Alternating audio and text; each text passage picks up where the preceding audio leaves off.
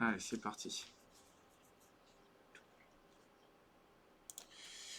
Donc on va attaquer le troisième chapitre sur l'asservissement.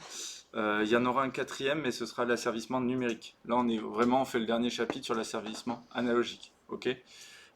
Pour ceux qui regardent le cours en replay, il faut que vous regardiez ces vidéos-là. En premier, vous pouvez regarder le PID démo. En deuxième, le hardware démo. Et en troisième, celui-ci, la partie 1. La partie 2, elle est vraiment très hors programme pour les BTS. Ok. Voire même pour des licences. Mais elle était intéressante, donc je l'ai mis presque plus pour un post-it pour moi que pour vous, quoi. Mais voilà. Parce que ces vidéos, à une époque, je les avais perdues et pour les retrouver, c'était compliqué. On a un asservissement. Qu'est-ce qu'on va retrouver dedans? Donc ça, normalement, c'est des choses qu'on a déjà vues. Qu'est-ce qu'on a? Ouf. Allez, on va faire dans l'ordre. Enzo, tu m'en proposes un. On écrit tout en P, d'accord? Je sais pas. On a E2. Merci Pierre. Est-ce que Enzo, tu veux capitaliser sur cette information critique? S2P aussi. Merci Enzo. Ok, Audrey. Allez, le capteur, à quel endroit? Voilà. Souvent, là, on va l'appeler K2P, ok? Théo? Ouais, dans la chaîne retour. Théo? Il me manque quoi? Il y a l'erreur. Ouais, ici on a l'erreur qu'on va souvent noter epsilon de P. Ouais. Il y a les. Oh, j'oublie le mot à chaque fois, mais des imperfections là. Les imperfections qu'on appelle les perturbations. Ouais. Il y a TP. T2P, ce serait quoi? TP. Ouais, souvent on l'appelle A2P aussi, ça peut être T2P. A pour actuateur, T pour la transmittance de mon moteur. A, on aime bien le A parce que actuateur c'est souvent moteur, enfin c'est un truc actif quoi. Et ici il nous manque quoi?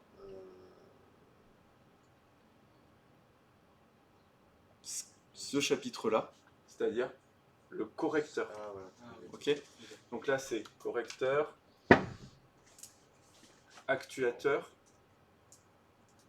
ou actionneur, hein. Capteur. Bon, entrée, erreur, perturbation, sortie, ok. Je réécris pas chaîne directe, chaîne de retour. Normalement, vous êtes. On peut, hein, si vous l'aimez. Ça, on peut le mettre limite tout ça. Ça va être ma chaîne directe. En BTS, on aura sûrement souvent des perturbations nulles. D'accord? Voilà. Et ça, tout ce qui est en bas, c'est ma chaîne retour. Tout ça, normalement, vous le saviez. D'accord?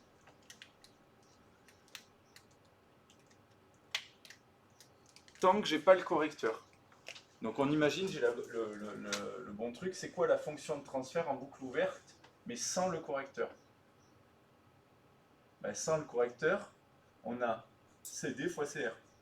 Bon, avec le correcteur, on a aussi CD fois CR. Mais dans CD, on va avoir quoi sans le correcteur? On n'a que... On a C2P. Non, si on n'a pas le correcteur, Ah, pour l'instant, ah. on n'a que A2P. Et la chaîne retour, on n'a que K2P. Donc mon TBO sans le correcteur, Ah, ça, oui, ok. c'est juste A fois K. Ok? C'est écrit, hein, ça, juste après. Si je veux tracer son diagramme de Bode, parce qu'on travaille toujours avec le diagramme de Bode, je calcule le gain en décibels de ma boucle ouverte sans correcteur. Ouais, ça fait un indice qui est un peu long, mais c'est pas grave. C'est quoi? C'est 20 log du module de TBO sans correcteur. Ok? Je vais l'amener, je vais l'écrire SC pour que ce soit moins chiant. Or, TBO, on a dit que c'est A fois K. Donc ça va être 20 log de A fois K. J'écris plus le 2P parce que ça me saoule. Quand j'ai un module d'un produit, c'est le produit des modules. 20 log de A fois 20 log de K, c'est-à-dire... Ah mais non, j'en ai pas besoin, pardon, je reste là. Excusez-moi, ok? Ok, donc ça c'est ce qu'on a ici, hein. D'accord? Je n'ai quasiment rien remplacé. Maintenant, je fais la même chose, ma boucle ouverte, avec correcteur. Ok? Il va y avoir quoi, Théo, du coup, qui change? Maintenant, j'ai le correcteur. Et du coup, c'est DI fois CA aussi, non? C'est aussi CD fois CR, ouais. Ça n'a pas changé. Mais du coup, j'ai quoi maintenant dans C2P fois A2P. C2P fois A2P fois K2P. D'accord? Bon, je vais le noter CAK parce que j'ai la flemme d'écrire les 2P. Ok. Maintenant, si je cherche mon gain en décibels en boucle ouverte avec correcteur, c'est 20 log de CAK. Ok. Ce que je peux réécrire comme 20 log de module de C. Et comme c'est des logs, ça additionne. Quand j'ai une multiplication ici, ça additionne les logs. Donc ça va me faire plus 20 log de AK. Est-ce que vous êtes d'accord avec ça? Quand je fais 20 log Pas faire de 20 log A de fois A. B, c'est 20 log de A plus 20 log de B. Si, je pourrais aussi le séparer en deux. Ah, ok. Mais pourquoi je ne le sépare pas en deux? C'est que comme ça, ici, je vois un truc, c'est ça. En fait, ça, c'est mon gain en décibels, en boucle ouverte, sans correcteur. Donc en fait, si on regarde, mon gain en décibels avec correcteur, c'est ce que je vous avais un peu expliqué hier, vous vous souvenez, que les décibels, les diagrammes de Bode, ils s'additionnent. Ben, je prends mon diagramme de Bode avec correcteur, comment je fais? Je prends celui sans correcteur et je viens additionner le gain du correcteur. Ça, c'est ce qu'on pourrait appeler le gain en décibels du correcteur. Et j'aurai juste à additionner les deux gains. Et ça, c'est cool. Parce que d'un côté, on aura un système qu'on nous donne tout le temps, et de l'autre, nous, on aura trois types de correcteurs à connaître, et on viendra toujours additionner ces trois qu'on connaît par cœur avec celui qui est demandé. Et on obtiendra du coup le truc corrigé. Yes. Ça va? L'idée? Donc là, c'est ce qui est écrit dans le PDF. Hein. Si on descend, tac. C'est pour ça que je me suis amusé à le faire et que j'ai écrit un peu vite. On retrouve exactement ça décrit. La conclusion, c'est quoi? C'est qu'avec le correcteur, la FTBO corrigée, c'est C2P fois la FTBO non corrigée. Et donc, en gain, on va avoir que le gain en corrigé, c'est ici le GDB de correcteur plus le GDB de la boucle ouverte en non corrigé. Donc ça, vous pouvez l'écrire, que ça, c'est ça. Et en phase, on peut faire exactement la même démonstration. La phase corrigée, c'est l'argument de mon correcteur. Donc, c'est-à-dire, c'est finalement la phase de mon correcteur plus la phase de ma non corrigée. Et à chaque fois, c'est en boucle ouverte. Hein. Je ne l'ai pas écrit partout, mais...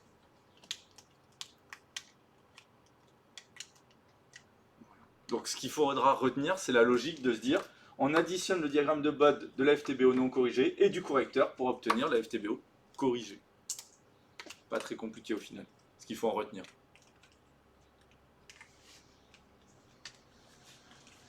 Ça va pour tout le monde? L'idée? Bon, c'est pas très compliqué. C'est ça qui est cool en fait, c'est qu'on s'est fait chier pendant 1 an et demi avec des diagrammes de Bode sans savoir pourquoi c'était un bon outil. Là, on voit que c'est un bon outil, ça va nous simplifier la vie. J'ai juste à faire une addition et voilà. Et c'est cool de faire des additions. Allez. Du coup,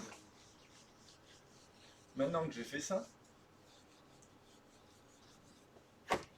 qu'est-ce qu'on va voir? Eh bien, on va voir les différents correcteurs. Le premier correcteur, donc on a dit hier dans la vidéo, je ne sais pas si vous vous souvenez, il y avait 3 types de correcteurs. Oui. P, D, I, D. D. Et dans la vidéo, ils nous disent, en gros, le proportionnel, il prend, c'est quoi? C'est le présent, en fait. C'est-à-dire qu'il regarde l'erreur, il multiplie K fois l'erreur, enfin pas K, on va l'appeler M, ou P fois l'erreur, et voilà ce qu'il fait, d'accord? C'est-à-dire qu'il prend à chaque instant et il regarde directement la différence entre les deux et il l'envoie sur le moteur. Le I, il regarde, non, le passé. Ah, c'est le passé.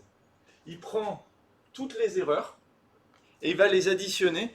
Alors une addition de plein de petits trucs, c'est pas une addition au sens propre, c'est une intégrale des erreurs par rapport au temps. On vient additionner toutes les erreurs et ça va grossir et donc plus on est loin de la commande, plus ça va venir se rapprocher de la commande. Et grâce à ça, on pourra soit réduire l'erreur statique, soit complètement l'annuler. Et ça, ce sera cool. Celui-là, le D, je rappelle, c'est le futur. Le futur, pourquoi? Parce que D, on va prendre la courbe de epsilon.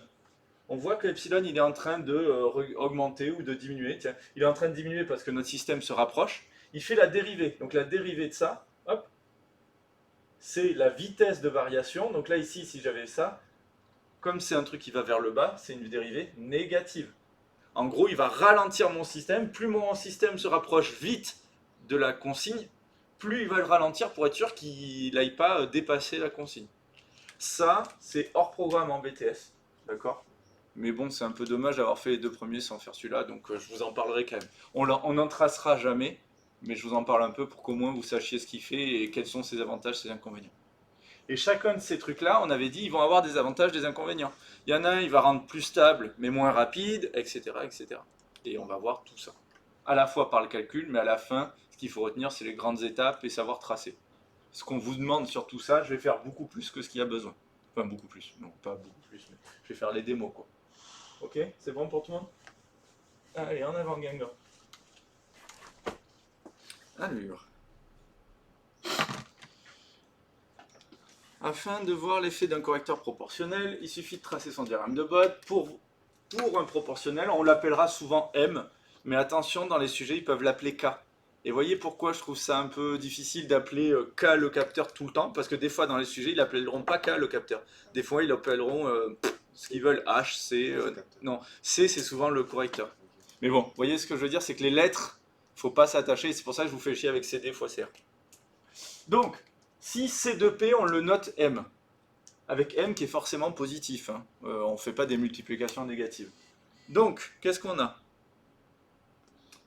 On a l'argument de C2P. C'est quoi l'argument? C'est l'argument de M. C'est quoi l'argument d'un nombre réel positif? Pierre?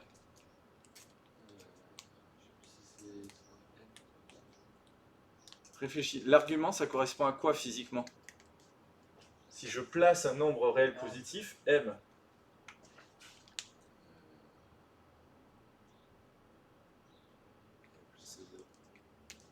Théo, l'argument c'est quoi? Ouais. 0. C'est 0, c'est l'angle, l'argument. Comme c'est un nombre réel positif, son argument il vaudra toujours 0. Peu importe que je sois en degrés ou en radians. Donc là je vais mettre, je vais même pas mettre d'unité, ok? 20 log du module de C2P. Le module, c'est la longueur. Or, quand j'ai un nombre réel positif, la longueur de 4, c'est 4. Donc là ici, ça me fait 20 log du module de M. Mais en fait, ça me donne 20 log de M. Ça va pour tout le monde? J'ai oublié de changer des trucs dans mon sujet, je le vois. Là, c'est pas si A vaut 1 et plus grand que 1, c'est si M est plus grand que 1. Et si M est plus petit que 1. Ok, désolé, mais...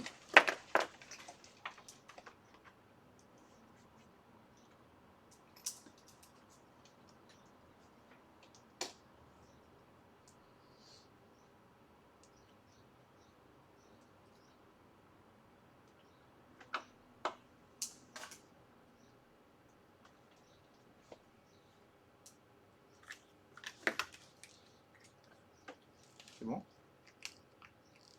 Ensuite, 20 log de C2P, il va être comment si M est plus grand que 1? 20 log de M. Quand j'ai M plus grand que 1, est-ce que je suis en train d'amplifier ou d'atténuer? Quand je multiplie par 4, je suis en train d'amplifier. Si je suis en train d'amplifier, les décibels, ils sont comment?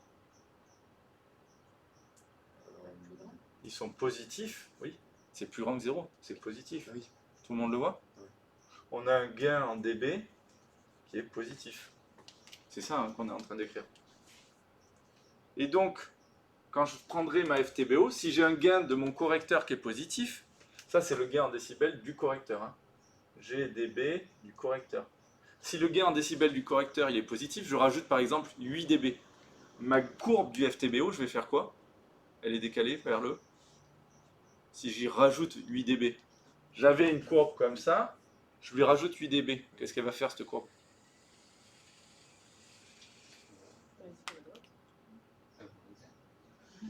Elle se décale à droite. C'est quoi comme axe ici, Audrey? C'est l'axe des fréquences. Donc si je rajoute des décibels, je rajoute 8 dB, elle va monter partout de 8 dB. Donc en gros, je vais avoir exactement la même courbe, mais montée de 8 dB. C'est le même écart hein, partout, ça se voit pas. Mais... Ok. Donc, on va décaler la FTBO vers le haut. Le gain va être décalé vers le haut. Si le gain proportionnel est plus petit que 1, on est en train d'atténuer. Je multiplie par 0,5, j'ai atténué. Ok. Si j'atténue, alors ici, bah, c'est négatif. C'est-à-dire que le gain en décibels de ma correction, elle est négative. Ok. Ça, c'est quand on a des systèmes un peu trop fougueux et qu'on veut tirer un peu sur le frein, quoi. Du coup, si je rajoute un gain négatif, par exemple moins 8 dB, je vais décaler ma courbe vers le haut, vers le bas. Et maintenant, la question à 12 centimes. Non, je ne sais pas 12 centimes. Attendez. Ah, je ne sais pas combien de centimes. Je ne sais même pas si j'ai des centimes. C'est important que le jeu soit réaliste. Ce sera la question à 10 centimes.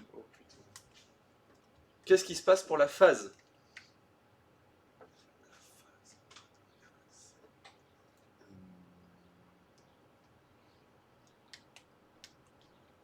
Il n'y a pas de phrase hein, pour l'instant. Il faut réfléchir par rapport à ce qu'on a déjà écrit qui est au tableau. La phase, il va se passer quoi? On a dit qu'on prenait la phase du système non corrigé et on additionne la phase du correcteur. C'est quoi la phase du correcteur ici?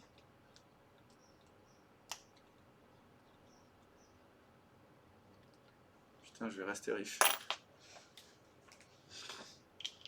Elle est là, la phase du correcteur. C'est l'argument, la phase. Ah, mais oui, oui. La phase du correcteur, c'est l'argument du correcteur. Ça, c'est le gain en dB du correcteur.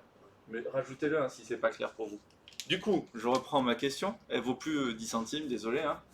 Si j'ai ça, alors que se passe-t-il pour la phase de la boucle ouverte? Enzo, je te laisse inspirer là. On y rajoute quoi du coup? C'est quoi la question? Là, on a regardé l'impact du gain en décibels. Quel est l'impact de la phase? Oui. Oui, il vaut 0. Là, la phase de la FTBO non corrigée égale, en fait, phi de la FTBO non corrigée égale phi de la FTBO corrigée. Elle n'a pas bougé. Ou le correcteur n'a pas d'impact sur la phase. On peut le dire comme ça. On n'y voit rien quand j'écris en rouge. Hein. Le correcteur n'a pas d'impact sur la phase.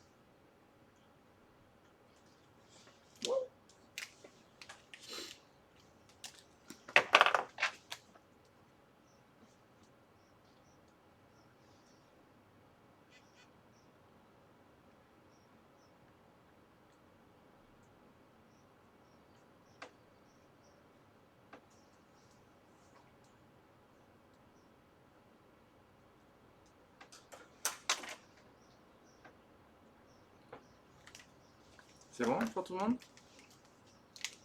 On serait pas riche aujourd'hui. Hein.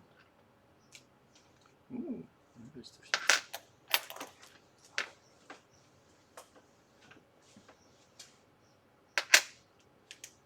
est-ce que c'est bon pour tout le monde? Allez, on efface ça. Donc, on va se faire un exemple. Ok? On va se faire même 2 exemples. Parce qu'on est des fous. Alors, 2 exemples. Premier exemple, on va le faire en bleu. Parce qu'il marche bien. Je vais prendre M qui vaut... En fait, la valeur n'a pas d'importance. Hein. Je vais prendre M qui vaut 10 par exemple. Ok? J'en sais rien, je prends n'importe quoi, hein, c'est juste pour donner un exemple. Du coup, qu'est-ce que j'en déduis que M vaut 10? J'en déduis que le gain en décibels du correcteur vaut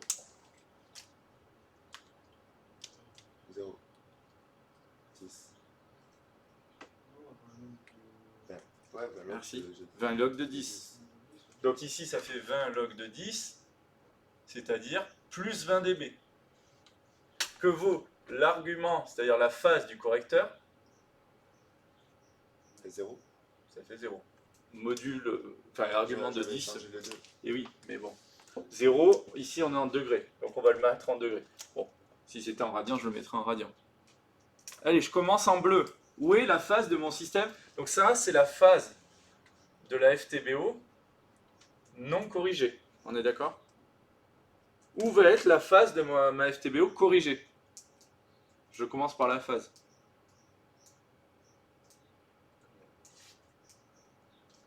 J'y rajoute 0. Donc elle va être exactement au même endroit. Ça, c'est aussi la phase de ma FTBO corrigée. Ok? J'écris corps là, hein, ça se voit pas, mais ça c'est non corrigé et ça c'est corrigé. Voilà. Ok? Pareil, quand je vais faire mon deuxième exemple, m égale 1/10, ouais, je me foule pas hein, sur les calculs, ça va me donner un gain en décibels du correcteur qui vaut 20 log de 1/10, c'est-à-dire moins 20 log de 10, c'est-à-dire moins 20 dB. Et j'ai une phase de mon correcteur qui vaudra 0 degré. Donc en fait, mon système corrigé vert, vous voyez, j'ai fait deux systèmes corrigés. Hop. C'est aussi au même endroit la phase de la FTBO corrigée. En fait, les trois phases sont au même endroit. Le système non corrigé, le système avec le premier correcteur et le système avec le deuxième correcteur, c'est le même. Ça va jusque-là? Je vous attends.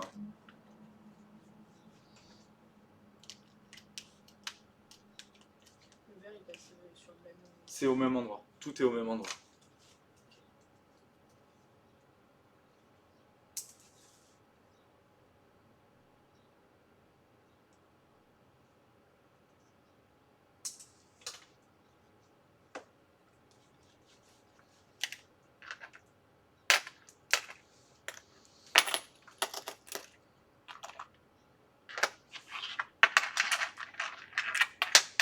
C'est bon? On se fait le gain maintenant?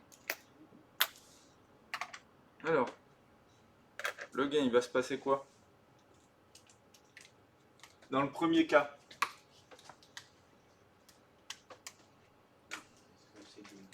merci. On va supposer qu'il serait hausse de 20 dB, donc je monte. Alors je fais un 20 dB un peu là où je veux, hein, d'accord? Ce que je vous conseille, quand vous allez rehausser les courbes comme ça, prenez tous les points où il y a des cassures comme ça, et vous les remontez, et ça vous fera ensuite hop, de quoi faire des parallèles. Vous voyez, vous prenez tous les points limites, vous mettez la même hauteur. Alors 20 dB ici, on n'a pas d'échelle, donc c'est compliqué à faire. On le fait à peu près, hein, ça fait à peu près ça. Et là, du coup, maintenant, je peux tracer, tac, tac, tac. Et là, j'ai fait plus 20 dB partout. Tadam!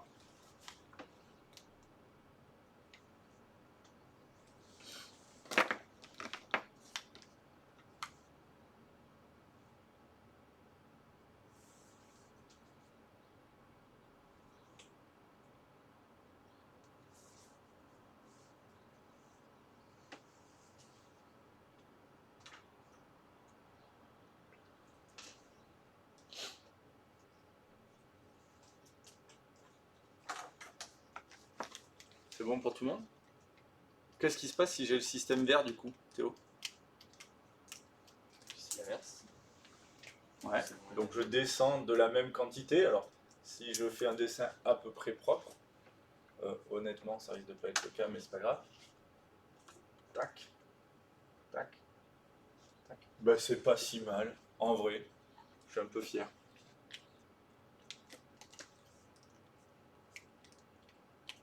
Allez, Mathis, s'il te plaît. Je suis descendu de 20 dB. Ça, alors la courbe qui est là, je sais pas comment écrire, hein, mais ça, c'était mon gain en décibels de ma FTBO en non corrigé. Tiens, je vais l'écrire en noir, ce sera mieux. Hop, ça c'était ma phase de ma FTBO non corrigée. Et là en bleu, c'est le gain en décibels de ma FTBO corrigé.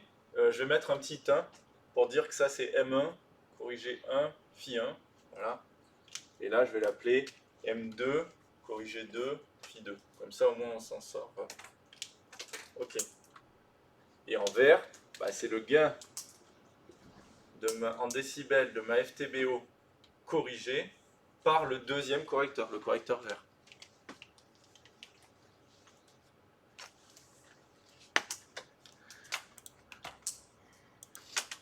Du coup, maintenant, le but du jeu, c'est on va regarder quel effet ça a sur les performances. Les performances de notre système, on va pouvoir regarder 3 performances pour nos 3 systèmes. Je vais avoir tout d'abord ma FTBO non corrigée. Je vais avoir ensuite ma FTBO corrigée avec le premier système. Et je vais avoir ma FTBO corrigée avec le deuxième système. Et on va essayer de regarder les 3 performances. Est-ce qu'on peut me rappeler les 3 performances? Stabilité, précision, rapidité. Allez, stabilité, précision, rapidité. Alors, la vraie question, c'est de savoir où est-ce qu'on va trouver ces trucs-là. D'accord? On va compléter un petit peu par rapport à ce qu'on avait déjà dit dans le gros tableau. Lequel vous savez le mieux faire? Normalement. Stabilité, qu'est-ce qu'on regarde? L'épaule. Alors, est-ce que ici, tu as des Ouais, mais pôles? là, non. Là, Donc, qu'est-ce qu'on regarde ici? c'est l'écart. De- Je vais essayer de le mettre au-dessus. Hop. Qu'est-ce qu'on regarde pour la stabilité? On en a fait 10 000 des tracés comme ça.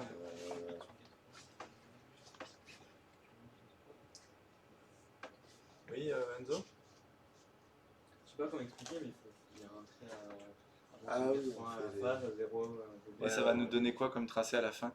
Une fois que tu as fait tes traits à moins 180, à 0, ça va te donner 2 choses. MG et Ah oui. phi. La marge de gain, la marge de phase. Ok? Donc ce que je vous propose ici, on va essayer de regarder marge de gain et marge de phase de tous. Ok. Ok? Ah oui. Donc, ici, si je regarde, je pars d'ici. Je pars de mon 0 dB. Je trace mon trait jusqu'à l'infini. Et là, ça va dépendre des cas. D'accord? Il faut que je fasse attention. Normalement, j'ai 3 points de coupure. Un qui coupe la verte, un qui coupe ce que je vais appeler la noire, mais qui est en fait celle de base de bleu, et un qui coupe la bleue. Ok? Donc par exemple, si j'essaye de regarder, je le retrace ici en noir, mais mes stylos sont fatigués, j'ai oublié d'aller en chercher. Voilà.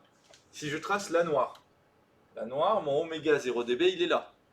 Je descends en face, on n'y voit absolument rien, c'est délicieux. Ma marge de phase, elle était ici. Ok? Je vais prendre maintenant le bleu. Le bleu, si j'étais ici, c'est l'endroit où j'ai croisé, je descends. Oula, j'ai trop bu, mais c'est pas grave. Pas la hautalité. Qu'est-ce qui se passe? Ben, si on regarde ici par rapport à cette marge-là, là,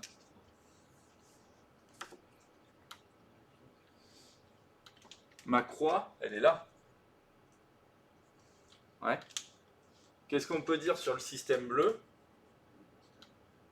On rend instable. Ouais. Ok?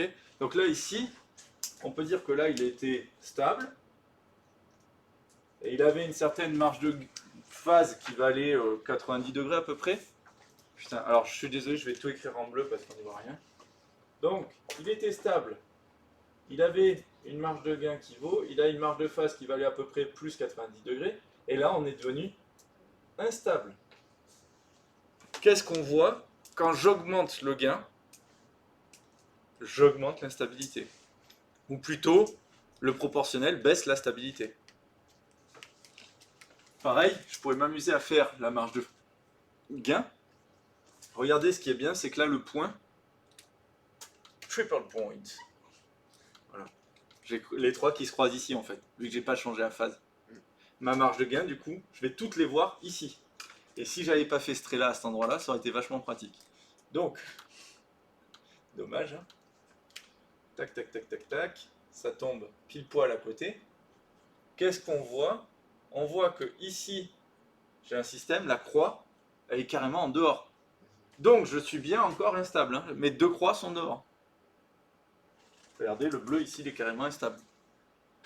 Sinon, le noir, sa marge de gain, elle était ici. Putain, on n'y voit rien. Je vais essayer de prendre un vieux noir pour voir. Est-ce que ça marche pas bien? Ouf. D'accord. C'est la grosse dèche. Ah, j'en ai un. Ma marge de gain, elle est là. Ok. Je vais essayer d'en garder un autre en secours. Ma marge de gain, elle est là. Or, pour le vert, regardez, ma marge de gain, elle est tout là. Elle est encore plus grande. Et d'ailleurs, ma marge de phase pour le vert, elle est où? Je croise jamais. Ah ouais. Donc en fait, elle est au max. Elle est ici, ma marge de phase. Elle est à l'infini à gauche. Donc j'ai une marge de phase qui vaudra 180. Donc là, on est plus stable. Mais par contre, on va voir que on va avoir perdu ailleurs. Hein. Ok. Est-ce que ça va l'idée? Vous inquiétez pas, les autres, ça va un peu plus vite.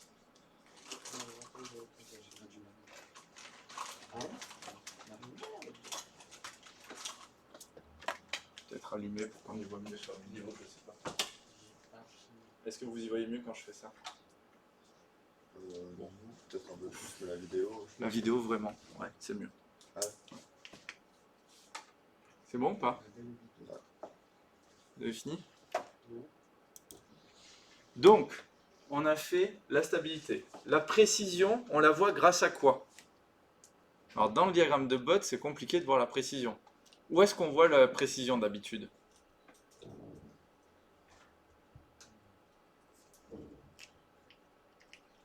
La précision, elle est liée à quoi? Quand on cherche, est-ce que mon système il est précis ou pas?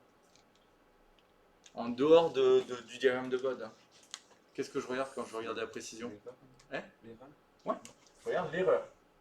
Or, l'erreur, c'est E, par exemple en P, moins S de P. Ok? Et S de P, on peut dire que c'est la fonction de transfert en boucle fermée de P fois E. Ça, c'est l'erreur de P. Hein. Ok? Est-ce que vous êtes d'accord avec ça? Donc, en fait, si je reprends ça différemment, chercher la précision, ça revient à chercher la fonction de transfert en boucle fermée, pour voir un petit peu ce qu'elle vaut. Et on avait dit, si elle vaut 1, ben mon erreur, elle est nulle, par exemple. D'accord? Donc en gros, la précision, pour la voir, on va essayer de regarder la fonction de transfert en boucle fermée, à quel endroit? Ma précision, mon erreur, je la regarde à quel endroit en temps? Si j'ai mon signal d'entrée qui vaut ça, mon signal de sortie qui vaut ça, vous n'êtes pas réveillé ce matin? Elle est ici, dans les très grands temps. Donc c'est quand P tend vers perdu.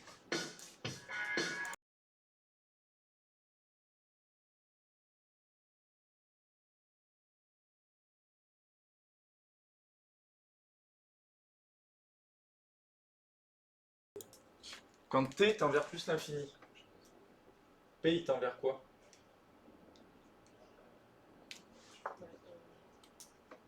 Là c'est 0. Oui. T tend vers plus l'infini, F tend vers 0, oméga tend vers 0, P tend vers 0. Donc je vais regarder la fonction de transfert quand P tend vers 0. Ouais. Ok. Donc là, alors on peut même dire en P égale 0. Mon problème, c'est que là, on est en train de travailler sur le diagramme de la boucle ouverte.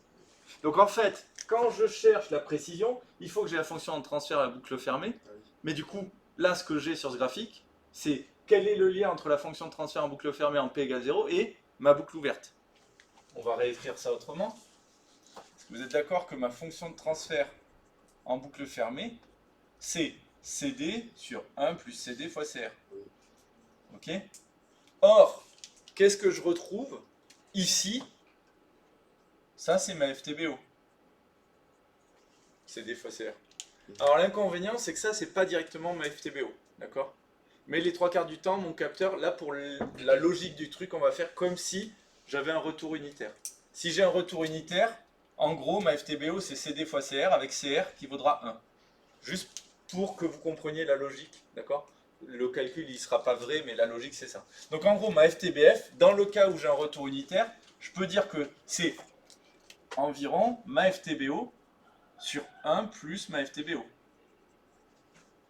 Et je vais devoir prendre ça quand P tend vers 0. Est-ce que vous êtes d'accord avec ça? Or, P qui tend vers 0, ici je ne suis pas en P, je suis en oméga. C'est-à-dire que oméga tend vers 0. 0 aussi. Donc en fait, ma FTBO quand P tend vers 0, c'est ce qu'on va appeler le T0 de ma boucle ouverte. Ouais. Sur 1 plus le T0 de ma boucle ouverte. Vous êtes d'accord avec ça? Vous voulez qu'on fasse la récré et je vous finis la démo juste après? Ouais. Ouais. Allez. De toute façon, je m'en... Allez, go, Mathis. Ouais. J'ai cette fonction-là, ok? On va dire que c'est une fonction de type x sur 1 plus x. Vous êtes d'accord? Oui. Ça a quelle gueule cette fonction? On sait que ça, c'est toujours positif. Vous êtes d'accord? Ouais. Cette fonction, elle a une tête à peu près comme ça. Ça veut dire quoi? Ça veut dire que plus x est grand, plus ça, ce sera grand. D'accord? Au maximum, ça tend vers quoi, ça? Quand x, il vaut l'infini. Ici, je vais atteindre une valeur, à un moment. Ouais. C'est quoi la valeur max? Quand x vaut plus l'infini. Plus l'infini sur 1 plus l'infini, infini sur infini, valeur indéterminée. Par contre, ce que je peux dire, 1 plus l'infini, le 1, on l'oublie, donc il me reste x sur x, donc ça tend vers 1. Donc en gros, cette fonction, elle est tout le temps croissante.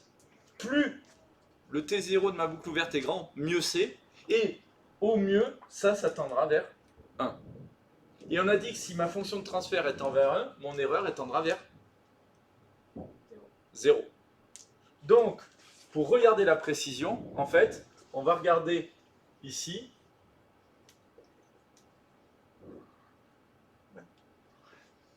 Pour regarder la fonction de transfert, on va regarder le TBO, le T0, pardon, T0 en boucle ouverte. Et plus ce T0 en boucle ouverte, il est grand, plus la FTBF tend vers 1, plus finalement, hop, si je rajoute une case, l'erreur tend vers 0. D'accord? Donc, si je résume ce que je viens de dire, ici, vous êtes d'accord que je suis à 20 log, ça c'est 20 log de T0 en boucle ouverte, corrigé 1. Le A, ici, c'est 20 log de T0 en boucle ouverte, non corrigé. Et en vert, ça c'est 20 log de T0 en boucle ouverte, corrigé 2. C'est lequel qui va être le plus précis des trois? Regardez, j'ai dit que plus il est grand, Ouais, c'est le bleu. donc là, ici on est plus précis. Plus on est en haut, plus on est précis. Ouais. D'accord? Donc là, on peut dire que lui, la FTBO corrigée 1, elle est plus précise. Elle était instable, on va dire moins stable, mais elle est plus précise. Quand j'augmente le gain en proportionnel, je suis plus précis, mais je suis moins stable. J'y gagne d'un côté, j'y perds de l'autre. Heureusement, les autres correcteurs, ils vont faire l'inverse. Est-ce que ça va, Audrey? Ouais. Tout ça, ce sera filmé, donc si jamais vous avez besoin, vous pourrez le re-regarder. Ok? Notamment les explications de là-bas. Vous n'avez jamais à savoir faire cette démo. Hein. Mais c'est important que vous compreniez que pourquoi plus je suis en haut, plus je suis stable. Parce qu'en fait, la boucle ouverte me donne le T0 en boucle ouverte, qui me donne à peu près le T0 en boucle fermée, qui me donne l'erreur, qui me donne la précision. Vous voyez, c'est un chemin. Hein. Voilà.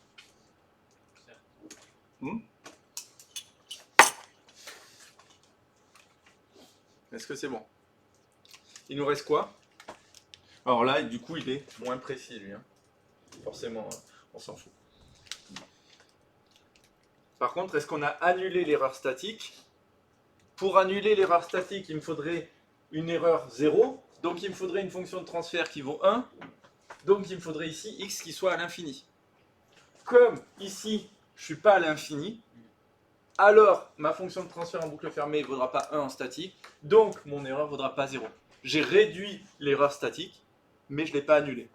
Et on verra qu'il y aura un des correcteurs qui annule l'erreur statique. Et ce sera cool. Ok? Il nous reste la rapidité. Où est-ce qu'on voit la rapidité sur un diagramme de Bode d'habitude? Je ne sais pas si vous vous souvenez, on en avait parlé.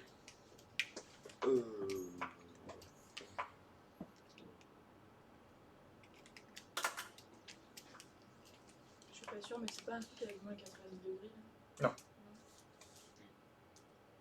Mais c'était bien tenté. Sur le diagramme de Bode, quand je prends le diagramme de Bode, le gain en décibels de ma boucle fermée, Au début, j'avais dit la pente. Mais... est-ce que la pente, Ouais. ça joue? Non. Ah, j'ai- En fait, effectivement, la rapidité, on peut se dire, c'est lié, alors dans un premier ordre, hein, à taux, Ouais. qui est lié du coup à 1 sur oméga 0. C'était le raisonnement qu'on avait fait, d'accord? Ça veut dire quoi? Ça veut dire qu'en fait, pour normalement, en boucle fermée, je prends ici, je descends de moins 3 dB, je trace ma limite, ça me donne ici ce qu'on va appeler la bande passante. Et ma bande passante est d'autant plus grande que mon système sera rapide. Enfin, ou plutôt, plus la bande passante est grande, plus mon système est rapide. Le problème, c'est que ça, c'est en boucle fermée. Et nous, on est en boucle ouverte. Et là, je vais vous donner la règle, parce que vous ne pouvez pas la deviner. Quand on est ici à oméga, qu'on va appeler oméga moins 3 dB, ce oméga moins 3 dB de la boucle fermée, il est lié, et je ne fais pas la démo, elle est un peu longue, elle est un peu chiante, il est lié au oméga 0 dB de ma boucle ouverte. D'accord? Donc, je vais faire le dessin en dessous, parce que ça va être très moche.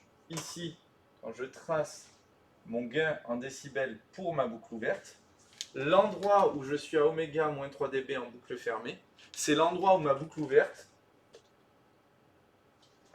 elle passe ici à oméga 0 dB. Et attention, ça, c'est ma bande passante, mais c'est ma bande passante de quoi du coup?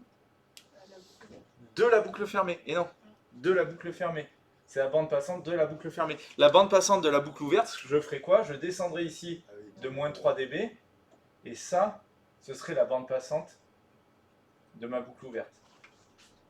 Tu vois?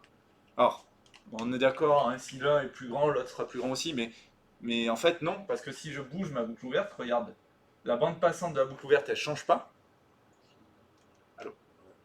La bande passante de ma boucle ouverte, elle change pas si je décale le truc vers le haut ou vers le bas. Or, on sait que quand je rajoute un correcteur, ça va avoir un impact. C'est pour ça qu'en fait, c'est la bande passante de la boucle fermée, on la voit ici. D'accord? Ça va à peu près l'idée? Donc, pour regarder la rapidité, on regardera oméga 0 dB de la boucle ouverte. Ça me donne la bande passante de la boucle fermée. C'est pas intuitif, hein, j'en ai conscience. C'est pour ça que je vous ai fait des petits dessins. Si je regarde ici, qu'est-ce que je vois? Qu'est-ce que je peux dire sur mon système bleu par rapport à mon système noir? Ben, C'est plus loin, le oméga 0 dB. Donc, le système bleu, il est plus rapide. Il laisse passer des fréquences plus grandes. Donc, le système bleu, il est plus rapide. Ok? Est-ce que ça va l'idée? C'est clair? Ça, on va le faire plein de fois. Hein. Ouais. Ce qui est important, c'est de se souvenir que les trois critères, je peux les voir ici sur mon diagramme de Bode de la boucle ouverte, et ce sera les trois critères de ma boucle fermée à chaque fois. Ok? On répète ce qu'on a vu? Ouais. Vous allez essayer de faire le lien avec ce qu'on avait vu dans la vidéo. Quand on augmentait le proportionnel, vous savez, la vidéo qui faisait ça, qu'est-ce qui se passait? Bon, on avait un système qui commençait à faire vachement d'oscillations. Il était bien moins stable. Quand j'augmente le proportionnel, je suis moins stable. Par contre, qu'est-ce qu'on avait dit? On avait vu qu'il y avait une erreur statique comme ça, mais que quand il augmentait, oui, c'était moins stable, mais ça se rapprochait. Par contre, ça ne l'annulait pas. Il était bien plus précis. Et rapide, oui, parce que le truc, il envoyait direct. Donc il était bien plus rapide. Donc ce qu'on va retenir finalement du proportionnel, ça va être ça. C'est ça qu'il faudra retenir. C'est que le proportionnel baisse la précision. Alors quand j'ai un proportionnel plus grand que... il baisse la précision, il baisse la stabilité, il augmente la précision, il augmente la rapidité. Mais comme ça peut être critique, bien sûr, on n'utilisera jamais que le proportionnel. Sauf si on avait un système qui était déjà extrêmement stable. Dans ce cas-là, boum, j'y mets un grand coup et puis c'est pas un souci. Par contre, si je roule sur de la glace, clairement, je vais pas mettre des grands coups de volant parce que la stabilité, elle est déjà à la limite. Bah, je suis sûr de finir dans les choux instantanément. Vous voyez un peu l'idée? Ça va? Donc, normalement, dans le PDF, si vous regardez, la conclusion qui est juste là en bas, le correcteur proportionnel augmente la rapidité du système parce qu'il augmente sa bande passante. Il améliore la précision du système. Il est plus précis, mais par contre, vous voyez qu'il ne va jamais atteindre l'infini et donc on n'aura jamais une erreur statique nulle. Il annule pas l'erreur statique. Et il dégrade la stabilité du système. Yes. Ça va? Allez, ben on va passer au deuxième correcteur. J'efface tout et on recommence. Après, si on prend une part de votre salaire, On fait ça type. Exactement. Alors, maintenant on va faire le deuxième. On avait vu le proportionnel, on fait le I, intégral.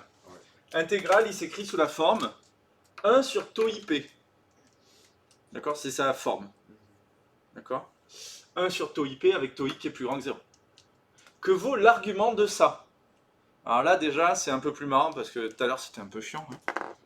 Bon, ce que je vais faire, je vais le réécrire 1 sur taux I J oméga, parce que je sens que ça va moins vous perturber comme ça.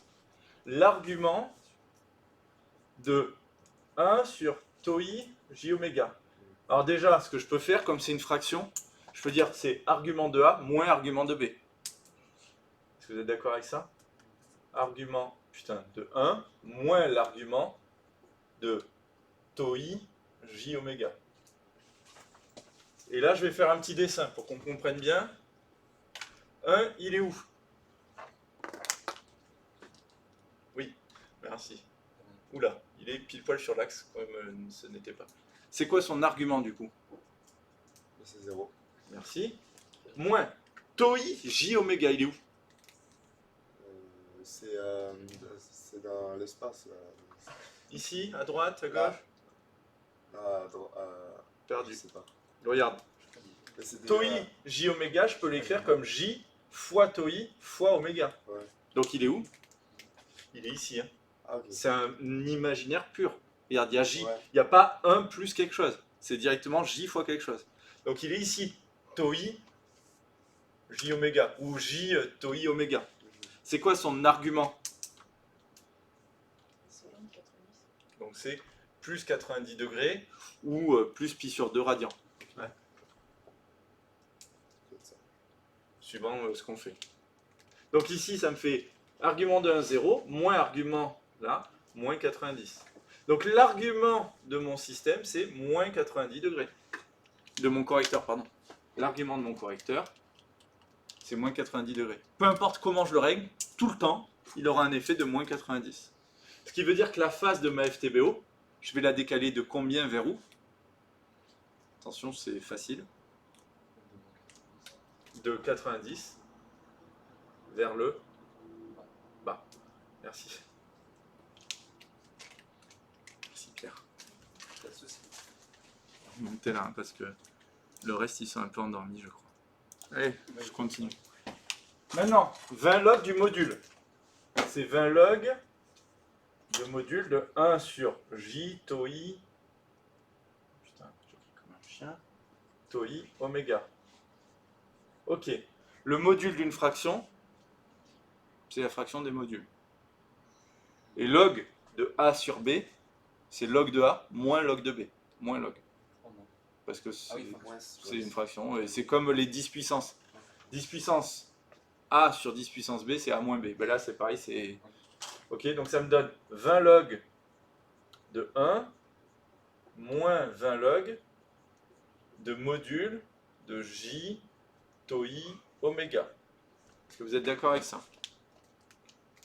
Module de 1, ça vaut 1. Log de 1, ça vaut 0. Donc là, ça me fait 0, ça. Donc ça me fait 0 moins 20 log de module de J tau I oméga. C'est quoi la longueur de ce nombre-là là? Tau I J oméga, c'est quoi sa longueur? Tau I, Est-ce qu'il peut y avoir du J dans une longueur? Tau I, oméga. Tau I oméga, il n'y a plus le J. Donc ça me fait moins 20 log de tau I oméga. Ok? Et vous allez me dire, ça nous fait une belle jambe. Et vous auriez complètement raison.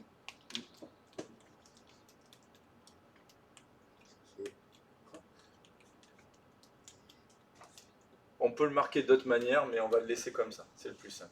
Ouais. 20 log de tau i oméga. Ça veut dire quoi ce 20 log de tau i oméga? Quand j'ai du oméga dans le log, ça veut dire qu'il va y avoir une pente. Et comme c'est du oméga qui n'est pas au carré, qui n'est pas quoi que ce soit, ça va être une pente de combien?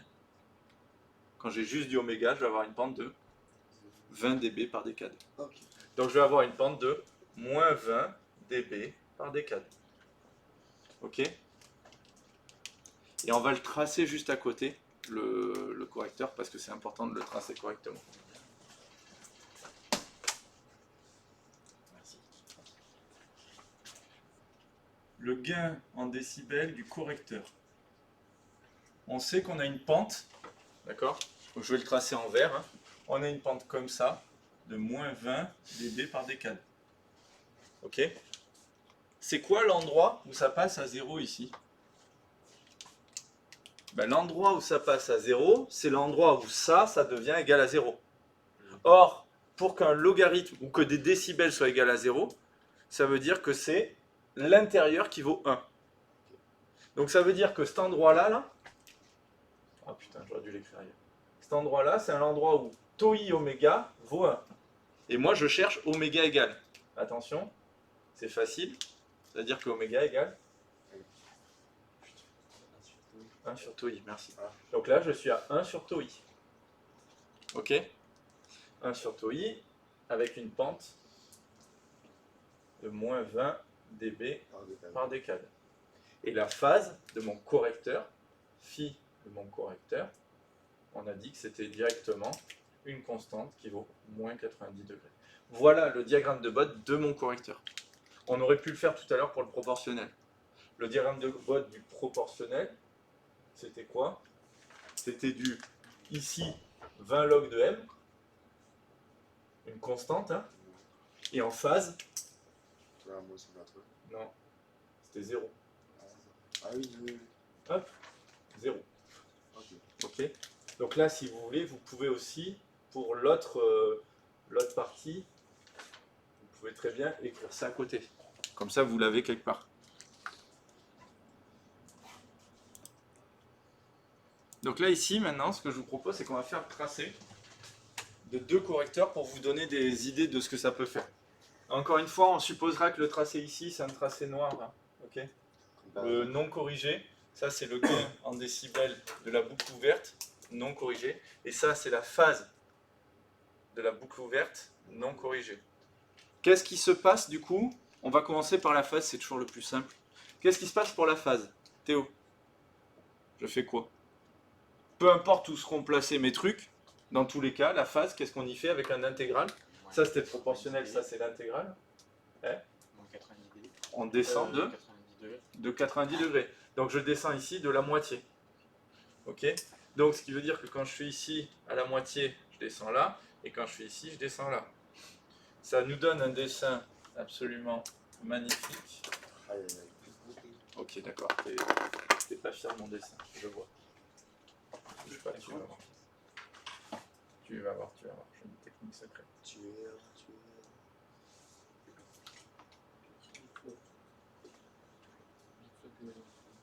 Mis à part que j'ai un peu bougé, mais regarde, ça marche là. Ah. Moins 90 degrés. Ça, c'est la phase de la boucle ouverte corrigée. Alors d'ailleurs, corrigée par n'importe quel correcteur. Hein. J'ai perdu mon bouchon. Moins 90 degrés. Oui, il y a un S à la fin. Il faut le prononcer du coup. Apprenez à parler la France. Ok. Maintenant, la vraie question, c'est pour le haut, qu'est-ce qui va se passer? Ben, ça dépend d'à quel endroit mon TI il est mis. Donc vous allez regarder, parce qu'après, il faut vraiment que vous suiviez ça. Je vais vous laisser le retracer. Ça va prendre des plombes. Vu que, bon. Mon TOI, je peux le placer où je veux. D'accord? Mon 1 sur TOI. Je vais en placer un premier. Tu suis aussi, s'il te plaît. Ouais. Mon 1 sur TOI, je vais le placer. Je vais essayer de faire des extrêmes pour que vous voyez un petit peu l'idée. Je vais placer un premier 1 sur TOI ici. Ce sera mon tracé vert. Et je vais placer mon deuxième 1 sur TOI ici. Ce sera mon tracé bleu. D'accord? Qu'est-ce qui se passe quand je suis à 1 sur TOI? Je rajoute combien de décibels? Bah 0. Ouais. Ouais. Donc en fait, à l'endroit où je suis 1 sur tau i, je rajoute 0 décibels. Ok? Donc je sais que je vais passer par ce point-là. Maintenant, le problème, c'est que partout ailleurs, je vais rajouter une pente de moins 20 dB par décade. Le souci, c'est qu'une pente, je suis obligé de faire par rapport aux autres pentes. Donc je vais séparer ici tout mon diagramme, je vais le séparer aux endroits où il y a des changements de pente comme ça. Ok? Maintenant, à cet endroit-là où je ne bouge pas, j'avais une pente qui valait 0, je rajoute une pente qui vaut moins 20, donc j'aurai une pente qui vaut moins 20. Alors ma pente de moins 20, c'est celle-ci, donc je vais venir la répéter ici. Oh, putain. Là, j'ai une pente de moins 20. Pas de putain. Ok? Maintenant, quand j'arrive dans cette zone, mon graphe de base, il a déjà moins 20. Je lui rajoute moins 20, donc il va avoir moins 40. Moins 40, c'est celle-ci. Donc je vais venir la répéter ici.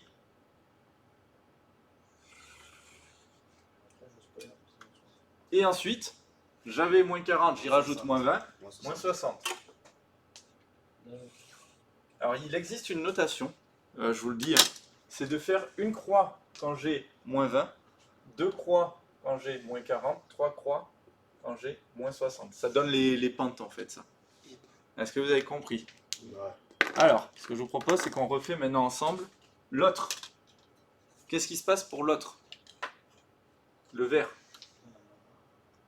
L'endroit où je suis 1 sur tau i, c'est l'endroit qui ne bougera pas. Qui est sur la courbe, qui ne bouge pas. Je rajoute 0 à ma courbe noire. Donc je sais que je passe par le point de la courbe noire. C'est le seul endroit où je vais passer par le point. Ensuite, qu'est-ce qui se passe? Je sais que j'avais une pente de 40, or il me faut une pente de 60, c'est la même pente que celle-là. Hop, si j'ai bien fait mon dessin, hop là. Là j'ai une pente de 60. Ok? 3 traits. Maintenant, ici, j'avais une pente de 20, je rajoute 20, j'ai une pente de 40, donc la même pente que celle-là. Je vous le dis direct, ouais, on part un peu dans les étoiles. Hein. Et là, j'avais une pente de 0, je passe à une pente de 20. Hop. Bon, on s'en fout. Hein. Pas très grave. Sur les murs, sur Ouais, non. Allez. Est-ce que ça va l'idée? Oui. Ok. Donc ce que je vous propose, je vous laisse quelques minutes pour tracer ça. Et ensuite, on analyse les performances du système. Ok? Et le point. à 45. Ça, ah oui, ce point-là, là, le point qui est là, Oui. c'est ce qu'on va appeler le point invariant. Ok?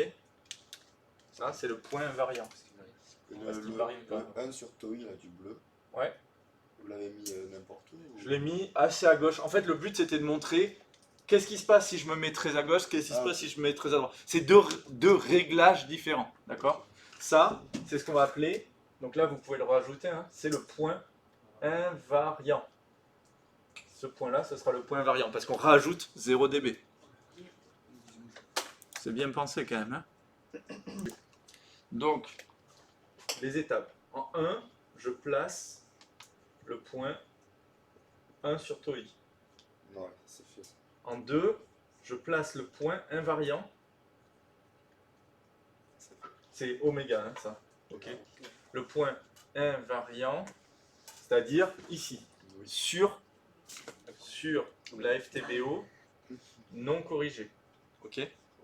Voilà. Une fois que j'ai fait ça, en 3, on tracer les différentes zones, c'est-à-dire les endroits où j'ai des pentes différentes. D'accord? Je fais les séparations verticales pour m'aider. Et en 4, en partant du point invariant, Ouais.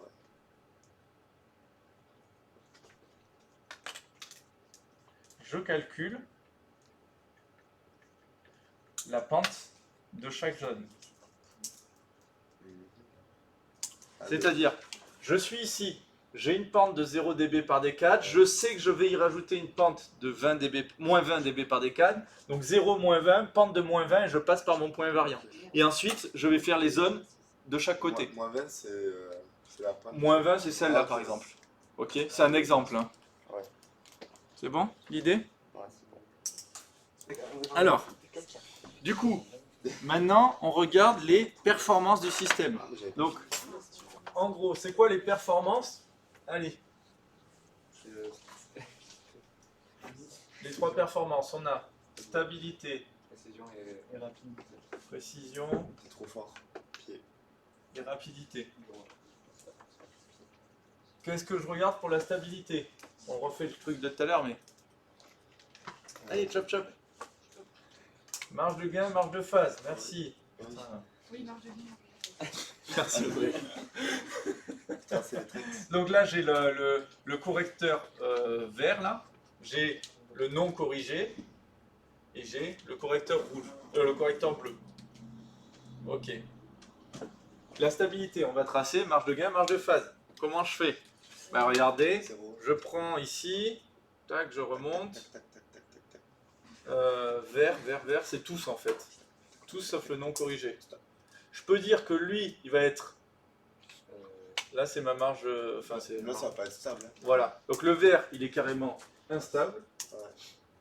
Et le bleu, il est plus stable que le noir. Le noir, pourquoi on le fait jamais? Alors, on va le faire. Bouge pas. Là, j'ai ma marge de gain. Le noir, il faut que j'aille ici. Ouais. Et si je regarde, ma marge de gain, elle était là. Il est stable. Ouais, il est stable, mais il est quand même moins stable que le bleu. Ah oui, ouais. Ok. Et si je prenais cette fois-ci la marge de phase, regardez. Ici, ma marge de phase, elle est là, pour le bleu. Alors que ma marge de phase pour le noir, elle est là. Ah, tiens, la marge de phase, elle était plus grande dans le noir que dans le bleu. Ça veut dire quoi? Ça veut dire qu'en fait, c'est plus stable côté marge de gain, mais pas forcément tout le temps. Ça dépend des systèmes. Ok? L'intégrateur, c'est ce qu'on avait vu. S'il intègre trop, il peut overshoot, revenir. Il peut rendre instable le système si vraiment on pousse à fond. De toute façon, tous les correcteurs, si on les pousse à fond, ça fait de la merde. Donc sur la stabilité, plus ou moins stable. Voilà. On sait que l'autre, il est instable, ça c'est sûr, mais le bleu, il est plus ou moins stable parce que ma marge de phase, elle est un peu plus petite que ma marge de phase noire. Pour la précision, ça vient d'où? La précision, c'est l'erreur qui vient de la FTBF quand je suis en P égale 0, qui vient elle-même de mon T0 BO. T0 BO. Ok? Qu'est-ce que je peux dire ici? Sur le vert et le bleu. Regardez. Leur T0 BO, il va vers où? Il tend vers plus l'infini. Que ce soit le bleu ou le vert d'ailleurs. Ouais. T0 BO, il tend vers plus l'infini. Qu'est-ce qu'on peut dire? Comme il tend vers plus l'infini. Que l'erreur est nulle. Voilà. Là, on va pouvoir dire que mon correcteur, il annule l'erreur statique. Refaites pas ce tableau, hein, il sert à rien. On a la conclusion directement en dessous. Ce qui m'intéresse, c'est que vous compreniez et que vous suiviez à peu près ici. D'accord? Donc là, ici, on va pouvoir dire que erreur statique annulée. Yay! Et oui. Dans les autres, ça partait vers plus le fil. Non, c'était des constantes. c'était- Ah oui, oui. Et oui. Alors que là, comme ça part vers là-haut, on sait que quand je serai à 0, bah, il est à l'infini. Hein. Et ensuite, la rapidité, qu'est-ce qu'on peut dire? Mon système bleu, il est moins rapide, mon système vert, il est Ouais. plus rapide. Oui. En fait, ce qu'on avait vu dans là, moins rapide, celui-là. Et celui-là, il est plus rapide. Bon. Est-ce que ça va l'idée? Le bleu, quand on est à 0, Ouais. il y a une valeur. Non À 0 là? Ouais. Attention, là, t'es pas à 0, c'est une échelle log. Pierre? Ici. Là, vous êtes d'accord? Ça, c'est en échelle log, tout le temps. Ok. Donc, quand je suis en fait, c'est vrai que je l'écris pas, mais ça devrait être écrit tout le temps. Comme c'est sur papier blanc, c'est un peu chiant, mais je suis en échelle log. Donc ici, on va dire je suis à 10. Là, je suis à 1. Là, je suis à 0,1. Là, je suis à 0,01. Là, je suis à 0,001. Et en fait, le 0, le vrai 0, il est où? Il est infiniment à gauche. On l'atteindra jamais. C'est pour ça que je te dis que lui, il est à l'infini. Ok. Ça va l'idée? Ouais. Et donc, du coup, ici, on peut voir que lui, il est plus lent que lui, et que lui, il est plus rapide que lui. Ça va l'idée? Et donc, qu'est-ce qu'on en conclut sur ce correcteur intégral? Il améliore la précision en annulant l'erreur de position. Ça va être un vrai 0. Le truc parfait, quoi. Par contre, on a vu qu'il peut rendre plus instable. Globalement, si on regarde, là, c'est plus ou moins stable, mais en fait, il a quand même dégradé une des deux marges. Donc, en fait, on peut dire qu'il a rendu quand même plus instable. Et enfin, Il a une influence sur la rapidité du système, mais en fait, ça dépendra de où on le met. Et là, il n'y a pas de règle de est-ce qu'on le met là ou est-ce qu'on le met là. Ok? Il peut, dans l'ensemble, il va avoir tendance à ralentir le système, mais ça dépend complètement. Parce que mon système, s'il faisait un truc complètement what the fuck, on ne peut pas vraiment répondre.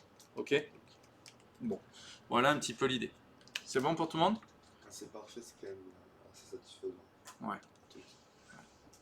Allez, on passe au dernier. J'efface le tableau.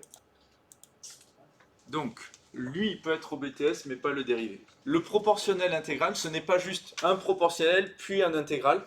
En fait, c'est les deux qui sont en parallèle. Vous vous souvenez, dans le dessin, on fait les deux effets en même temps. Et les deux effets en même temps, le problème, Mathis me demandait, est-ce qu'on additionne les diagrammes de Bode? Non, on additionne les diagrammes de Bode des boîtes qui s'appliquent l'une sur l'autre.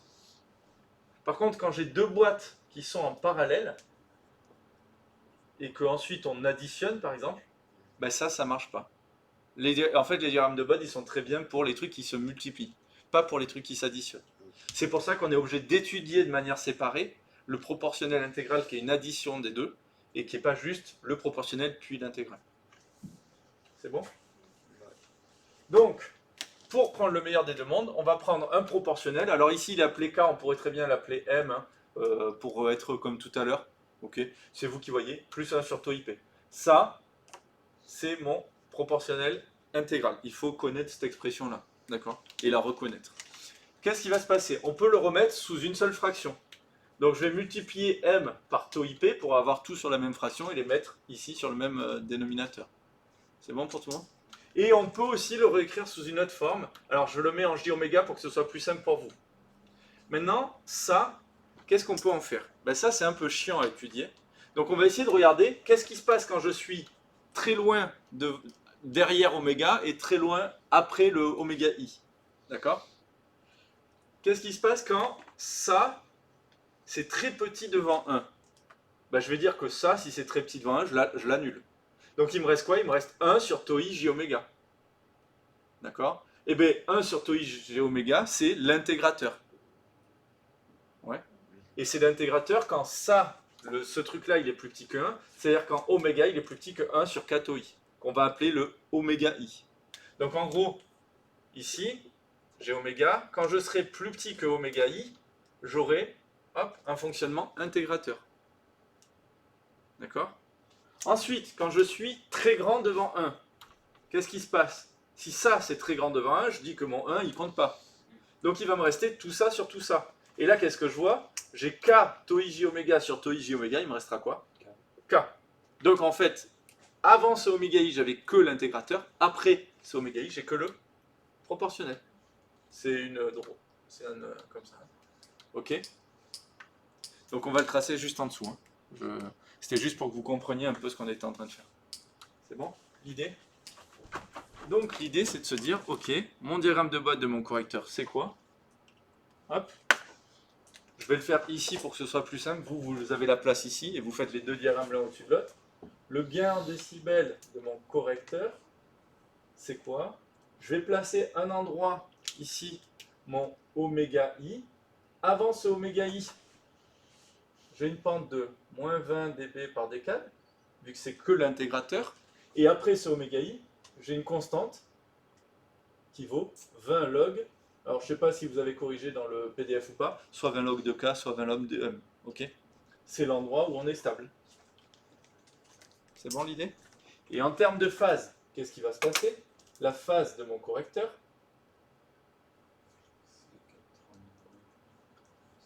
comme j'ai une pente négative, c'est moins 90 degrés. Donc jusqu'à oméga i, ici, j'ai une pente qui vaut moins 90 degrés.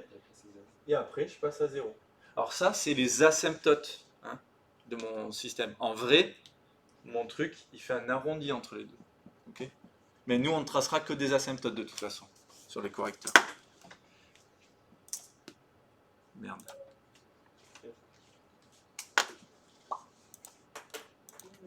Donc, ici, on va essayer de tracer un truc. Alors bien sûr, là, je ne vais pas en faire deux, parce que ça va être vite le bordel. Hein. Je vais en tracer qu'un seul. D'accord? Je vais le tracer à quel endroit? Là où j'ai envie. On va essayer de prendre un truc qui tombe pas trop chelou. J'en sais rien. Ici, ça vous plaît? Allez, on va dire que ça, c'est oméga Moi, j'aurais i. dit un peu plus à droite. Ouais, mais c'est bien ici. Je sais pas. J'ai envie que ça tombe en plein milieu pour qu'on ait des trucs à droite et à gauche. Ok? Qu'est-ce qui va se passer à cet endroit-là? C'est là où il faut réfléchir. Je vais avoir techniquement, normalement, par exemple, ici, ça, c'est mon 20 log de m. D'accord? Et je vais avoir ici une pente de moins 20 dB par D4 qui est pile poil la parallèle de celle-là. Hein. Ça se voit pas, mais je vais faire Marie. Ici. Si, c'est bon, ça se voit. Et la hauteur du 20 log, vous l'avez genre au plus. Je l'ai choisi à pile poil la valeur de m. Donc oui, au pif. On n'a pas de valeur, donc voilà. Ça, c'est, attention, c'est le gain en décibels que de mon correcteur. Hein. Ok. Ok. Vous regardez, vous le tracerez pour demain. Vous n'aurez pas le temps de le tracer là. Je vais partir d'où? Bah déjà, je vais séparer mes zones. Parce que je sais qu'il va se passer des trucs chelous hein, dans les différentes zones. Ok. Ensuite, qu'est-ce qui va se passer à l'endroit où je suis dans du plat? À l'endroit où je suis dans du plat, je ne vais pas modifier mes pentes. Ok. Par contre, je vais tout remonter de cette hauteur-là. Ça va être pratique. Je vous le dis direct. Donc là, vous êtes d'accord que cette hauteur-là, c'est mon 20 log de m. C'est ce que je vais remonter absolument partout.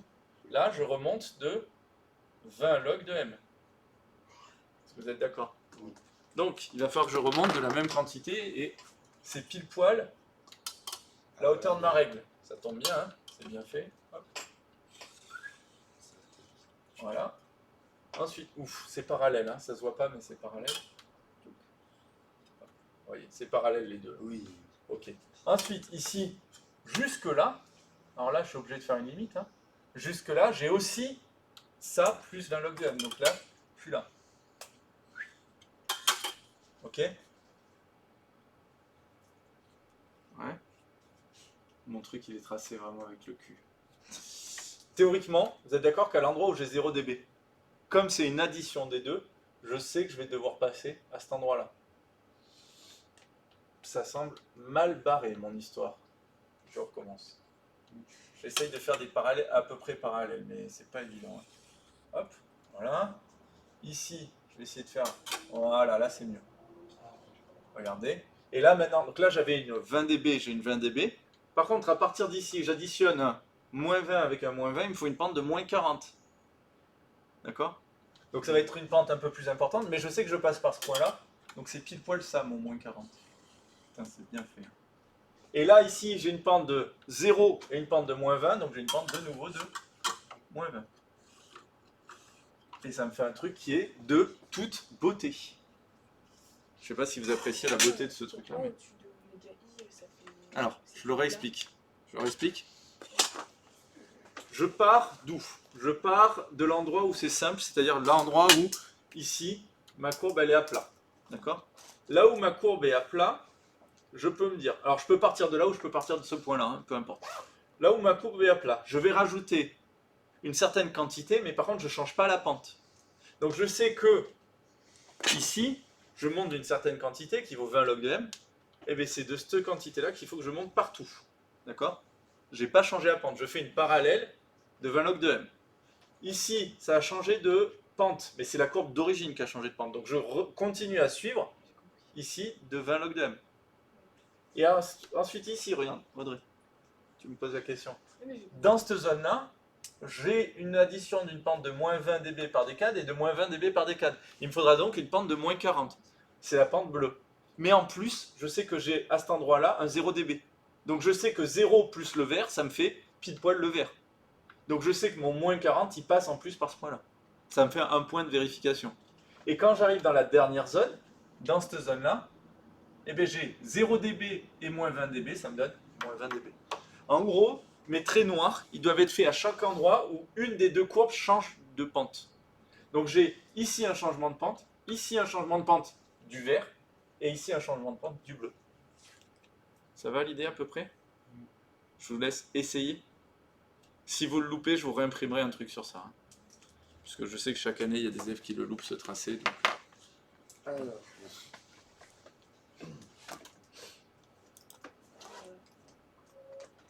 Okay. Donc, ici, il me manque quoi? Il me manque juste la phase. La phase, je viens ici à oméga i. Ok, je le trace là. Je sais que avant oméga i, il faut que je descende de moins 90 degrés partout. Ok, donc en gros, je vais avoir un truc qui fait ça. Tac. Et après oméga i, je sais que je rajoute 0 en phase. Donc je reviens directement suivre la courbe d'origine. Ça va l'idée? Avant oméga i, je rajoute moins 90. Après oméga i, je rajoute 0. En pratique, ce qui va se passer, c'est qu'en vrai, entre les deux, ici, normalement la courbe elle fait ça. Hein. D'accord? Donc en fait, en vrai, la vraie courbe elle ferait un truc comme ça. D'accord? Mais c'est pour vous donner l'ordre d'idée des grands comportements. On en arrive sur la conclusion. Ok?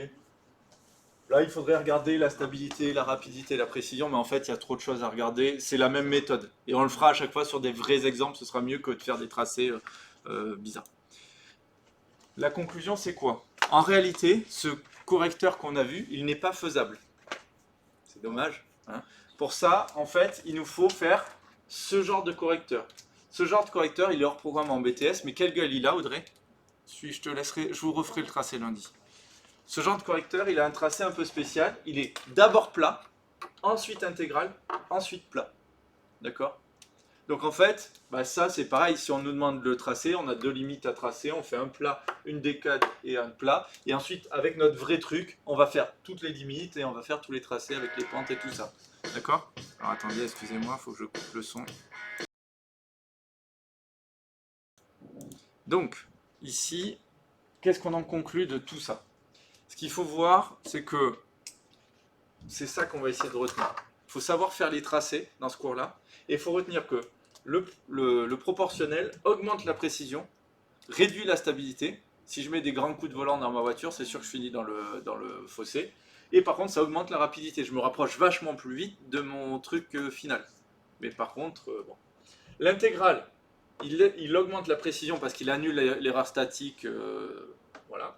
Il réduit la stabilité. On avait vu hein, qu'il peut faire des overshoots et tout ça. Et il va avoir tendance quand même à ralentir le système. Et enfin, le dérivé, il diminue la précision. Par contre, il augmente la stabilité et la rapidité. Donc vous voyez que chacun, il va avoir ses avantages et on ne va pas les utiliser pour la même chose. Quand je vais vouloir améliorer la stabilité, je sais que c'est le dérivé qui m'aidera. Et quand je vais vouloir augmenter la rapidité, c'est plutôt le proportionnel qui va m'aider vraiment bien. Alors le dérivé m'aidera, mais c'est surtout d'abord le proportionnel qu'on va pouvoir monter. Et là, la précision, ben, je vais pouvoir jouer sur ces deux-là. Lui va carrément annuler l'erreur statique et lui va me servir à aider aussi un petit peu. Est-ce que ça va ce chapitre? Donc là, ben après, on fera des exos sur tout ça. Mais normalement, vous avez vu les grandes lignes de... Et pour faire tout ça, c'est quoi les composants à utiliser? Alors, ouais, bonne question. Pour faire ça, c'est quoi les composants à utiliser? En fait, l'asservissement, là on est en asservissement analogique. Ouais. Le proportionnel, c'est quoi? C'est je prends un signal, je le multiplie. Bah, c'est juste un multiplieur. Okay. L'intégrale, eh ben, il va me falloir un système qui est capable de me faire une intégration d'un signal. Est-ce que vous avez déjà vu des montages intégrateurs? Non? Alors on va aller en voir un. Je vais vous en montrer un pour que vous compreniez un petit peu. Hop, et ensuite je vous laisse partir. Je vais aller sur le site. Ah oui. Donc je réponds à la question, c'est juste pour le YouTube. On peut faire en analogique avec des ampli-op, du PID. C'est juste un ampli-op qui fait de l'amplification, de l'intégrale et du dérivé grâce à des condensateurs.